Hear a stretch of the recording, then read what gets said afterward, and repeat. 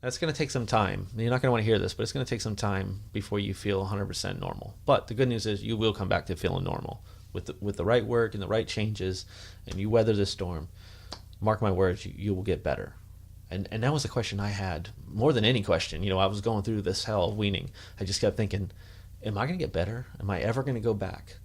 Because it doesn't seem like it. And I was having such bad symptoms. I was searching for the answers. I kept talking to people, and depending on who you speak to, some people had successfully got off benzos and had healed and were like, I'm doing great and you will too. And that was motivational. And then I talked to people like, I couldn't do it. I ended up getting on antidepressant. My life is spiraling out of control. Anxiety never goes away. And then you go, oh my God, what is that going to be me? And you just don't know. You don't know where you're going to end up in this thing. And it's really frightening. And you're sitting there trying to weather this storm, and you're trying not to feed into these anxieties, but it's right there in the back of your mind, like, I don't know if I can endure this forever. I don't want to endure this forever. I'm here to tell you, 99% chance of not enduring this forever. You're going to get better. You're going to heal. But as I keep saying, you got to do the day work, as I call it, the homework. The work that gets you better. You're going to have to embrace in that. So it's going to take a while. It took me maybe a year after I weaned. And in fact, when I first got off, it was a weird ride, right? So at first it was like, dramatic increase of a lot of positive things. Like I felt my emotions coming back in a better, healthier way, and I was more appreciative of my life, and the anxiety went down, and I was motivated to start changing, and I changed my major in college, and like all these things were just going for me. I got back to my artwork, and that was doing really good. And then it sort of dropped off again, and all this anxiety kind of came back, and I started having sleep problems. I was, what is this? And I felt that there was a critical point there where I had a choice. I could have worked harder and made even better lifestyle changes, better dieting, better exercising, better work on my sleep, more focus on my life, or I could have just sort of become a victim to these circumstances and then just sort of slid back. I don't know how far I would have slid back. I don't think I would have started taking something again, like a benzo for anxiety, but I could see where I would have quickly just kind of become reclusive and been fearful in my life and not embraced the things that I was motivated previously to do. Now I'm going, I don't know. I don't know if I can handle that.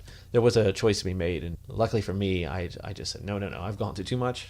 I want the best life I can get. I'm going for it. And that's really the attitude that I'm trying to encourage in you guys. If you're listening to this, when you get to that point where you're off, if you have that experience, stay strong. It's the final, again, I keep equating this to a hurricane. It's one of those, like, the hurricane passes, but there's a couple bands out there, those weather bands that still hit you, like a tropical storm band. And you'll have a few of those, and you got to just weather those last bands and keep doing the right thing. Keep on your diet, keep exercising, keep getting out of the house, keep watching positive films and engaging in art and working on your relationships and working on yourself. Keep evolving, essentially. I mean, evolving, I think, is, without getting too much into psychological theory about human growth, I'm a big supporter of personal evolution. I really believe that when a person stops evolving themselves, that's when a lot of neurosis and disorders start emerging. And in evolving, I mean, evolution didn't end with your thumbs. Evolution means keep going. What are your dreams? What are your aspirations?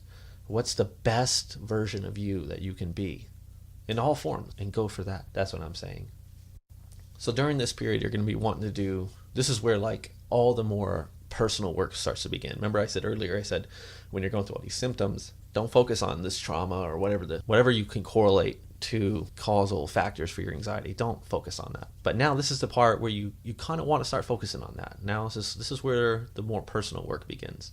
This is where you start looking at past relationships that you were involved in, things that happened to you, the way you treated people, the way people treated you, patterns in your life, behaviors, response patterns, all those type of things. And you want to start trying to find meaning in them. At this point, if you can afford counseling, I always think counseling is good. I mean, I know there's a taboo with it, like, I go to counseling, there's something really wrong with me. But no, even psychologists go to counseling, and that's a regular practice in psychology. Psychologists will go to counseling just because they see the value in having an outside perspective on their life, and they realize that they have blinders up, defense mechanisms, that there's areas in their life that they simply can't see. And they know the value of having someone on the outside who's trained specifically, not just a friend, because that could bring a whole host of problems. But having someone that doesn't know us from the outside, that can look at us objectively and give us some guidance. And, if you look at a psychologist like that perspective, like being a mentor in a sense, or like Gandalf in the Lord, the Lord of Rings, you know? It's just someone that's out there that has some kind of knowledge that can be reflective to you. Like, that's pretty powerful. So why not? If you can afford it, do that. If not, then, you know, there's a lot of other ways to have, to explore ourselves and our consciousness and our lives. And some of us are really good at it. Some of us are terrible at it. That's something you're not going to get around. You have to do this. So what I always tell people is weaning off benzo doesn't end when you take your last dose. It ends when you identify what's got you twisted and you address that. And that's kind of the theme of this video here, Life After Benzos. What got you twisted to begin with? You know, was it trauma you needed to heal with? Was it some kind of distorted self-image? Did you come from an abusive environment or abusive relationships? You know, what is it? And how do you heal from it? These are personal, deeply personal things that we have to explore. But the one thing I can assure you is if you just turn your blinders on to these things and just think that you're just going to go walk off into the sunset and never pay attention to them, rarely do we ever heal, at least in an effectively way, you know, in a way that's effective by just trying to outrun our problems. I mean, there's a point where you have to address them. And there's many ways to address them, right?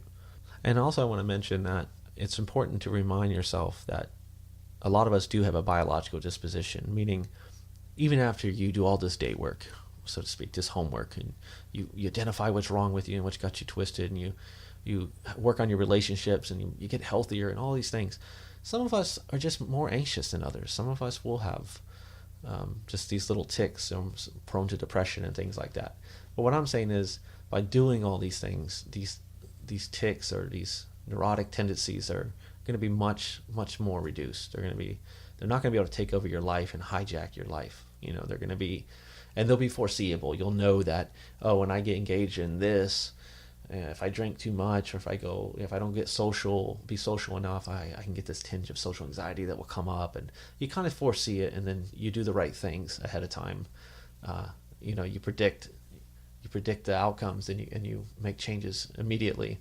Just minor changes that really redirect the entire future. So if you sit in the house too long, you start getting social anxiety, then make the effort to go out, you know, weekly, daily if you can, and just get out and be a little more social, and you keep everything balanced. You know, that's the name of the game. And really, these things are so much more common than people realize. You know, you're not the minority. You're not the 1% in America or in your country that suffers these things. It's overwhelming. I mean, I would say majority, just people don't talk about it.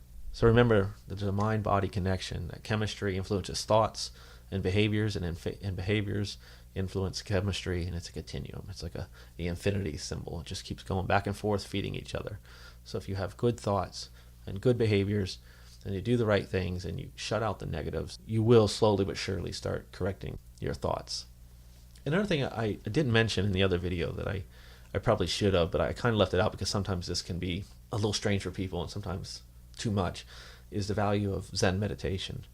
I had a hard time Zen meditating when I was coming off benzos, which I was great at meditating, and I thought that was going to be this great tool for helping me. And some people, it's wonderful. You know, it changes everything for them. They learn to meditate, and it controls their symptoms, and it really can be transformative.